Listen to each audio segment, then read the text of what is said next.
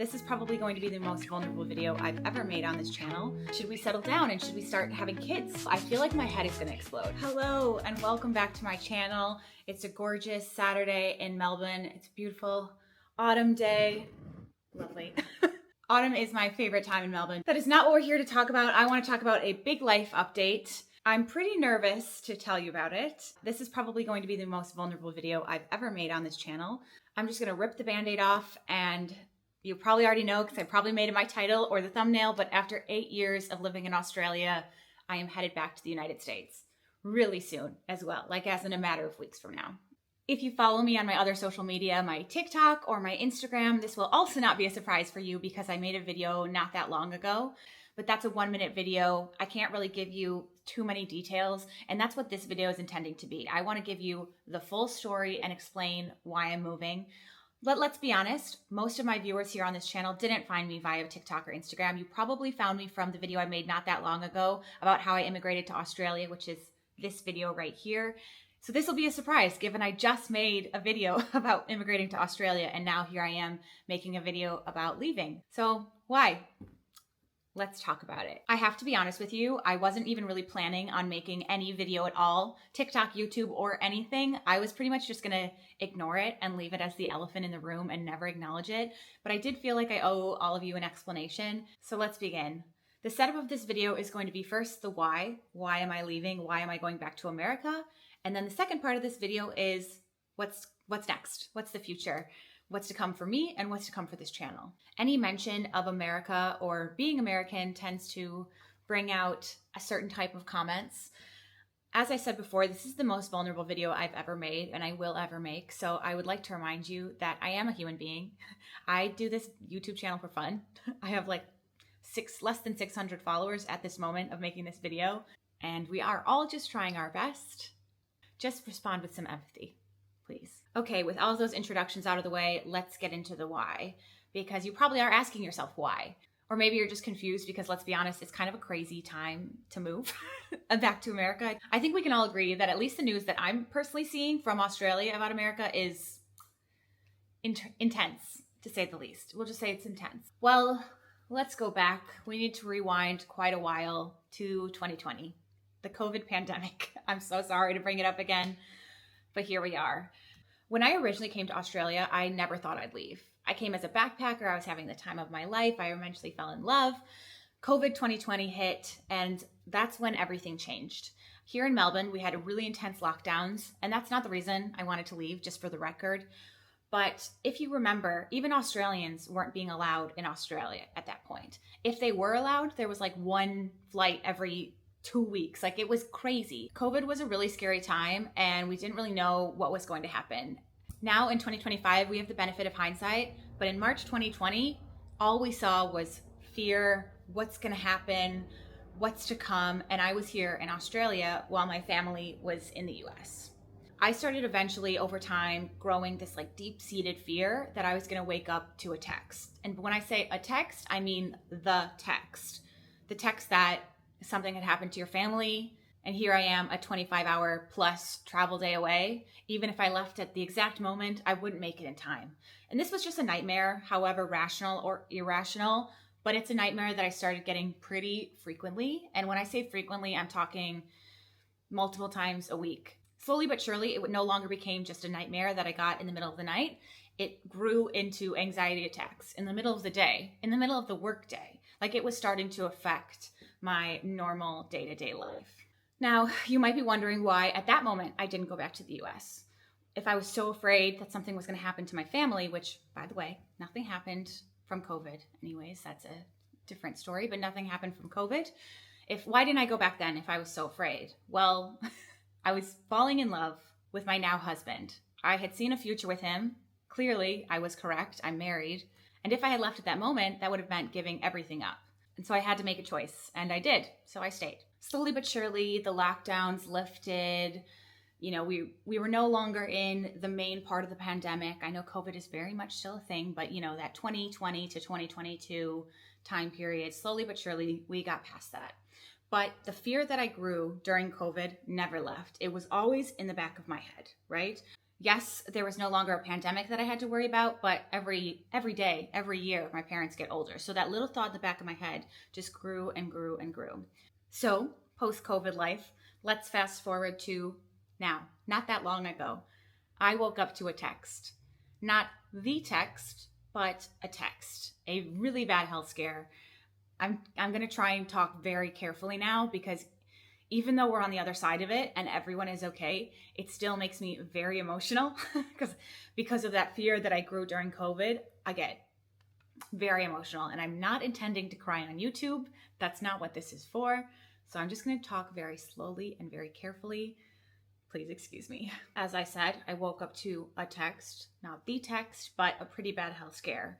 And I had this realization that one, my parents are mortal. Crazy, I know. You know your parents are aging. You know your parents are mortal, but it's kind of like a figurative way, I guess. Like you know something is going to happen. You know there's going to be a day where you'll be living without them, but it feels so far off into the distant future. It's not reality. It doesn't feel like reality, or at least it didn't to me. And when this health scare happened, it was very much like a slap in the face with reality. It's like, oh, you thought you had forever. You don't. And again, I want to be very clear. The health scare has passed. Everyone is fine. There's no immediate concern, but it very much was like oh yeah, I have a limited amount of time with my family left and I can't get that time back. I lost other people during COVID, which again, I'm not going to go into, but I can never get that time back. So I'm not going to waste any more time. In fact, that sentence could end this video. That sentence really sums up the whole thing. Even if I gave you no more explanation, I'm going back to see my family. That's it. So anyways, I got this text at the time and it felt like a confirmation of all of those fears that I had during COVID about waking up and not being able to do anything, feeling helpless to help my parents. It felt like all of that was almost like I was seeing the future. It was no longer a night terror. It was no longer a nightmare. It was a glimpse into my future, and now the future had come, and it's now my reality. In fact, the day that I got that text was the day we got back from our Japan trip.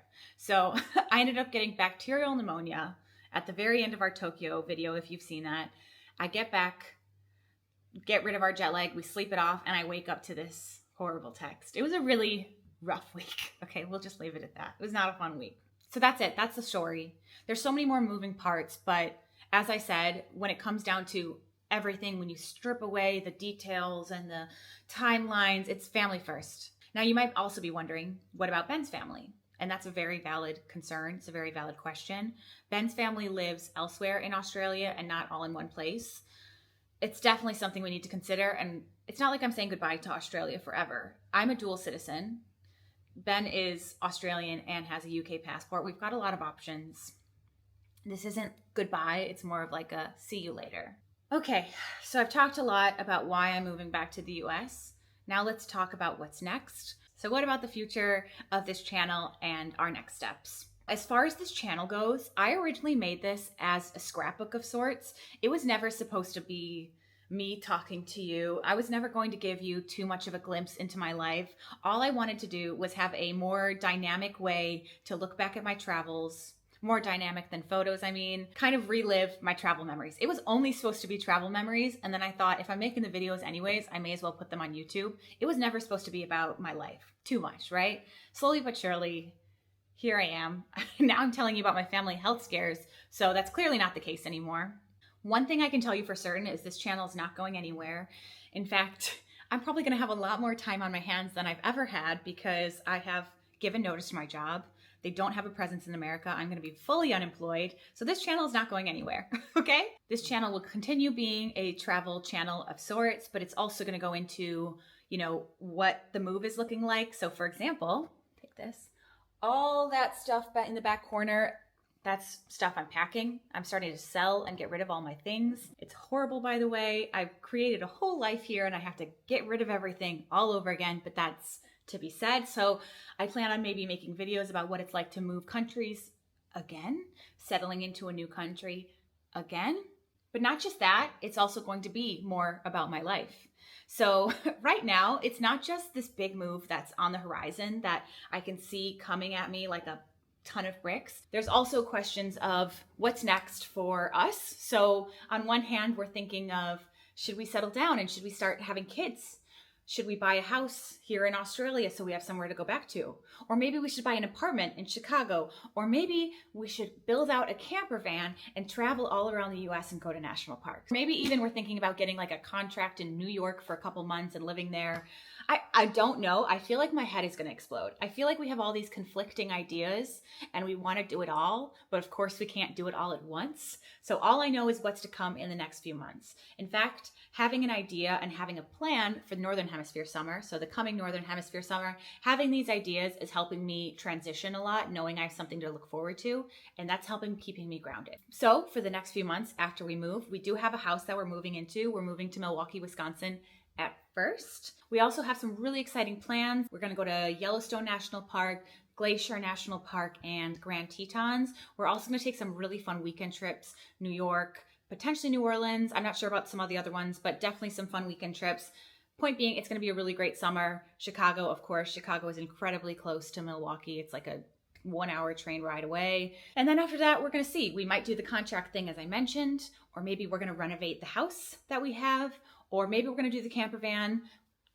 I think we're going to do the camper van thing, if I'm being honest, but who knows what the future holds. All I know is I hope you stick around.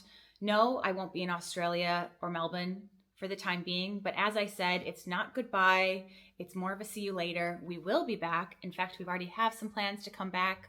And honestly, all of those ideas that I just mentioned, all of that could change in like a second. There's so much changing right now. I feel like I have so many decisions to make. It's too many decisions, actually. I feel like I've got decision paralysis and everything keeps changing every day. So I'm really only taking it a few weeks at a time. I know what my next few weeks are going to look like, and I know potentially what the next few weeks are going to look like after that. Okay, if you've stuck around with me for this long, first of all, I want to say thank you from the bottom of my heart. Thank you for being here. Thank you for finding my channel. And preemptively, thank you for showing some empathy and kindness because, as you can imagine, this has been a really challenging couple of weeks, a really difficult decision to come to. A lot of tears have been shed. I cried at my job, for example. Really didn't want to do that, but here we are. But you know what? It's not all doom and gloom. Life is complicated. It's not black and white. There's still a lot to love and a lot of exciting things are coming in the future. I hope you stick around and I hope you enjoy. And most of all, I hope you understand because as I said, this was a really difficult decision to come to. I did not want to share this with you, but here we are. Don't forget to like, comment, and subscribe. Keep an eye out on the next video. I'm pretty sure it's going to be a perfect day in Melbourne because, well, my time in Melbourne is running out and I want to play hooky one day from work and enjoy all of my favorite things in Melbourne. So keep an eye out for that. Thank you so much again from the bottom of my heart for being here and I will see you in the next one. Bye.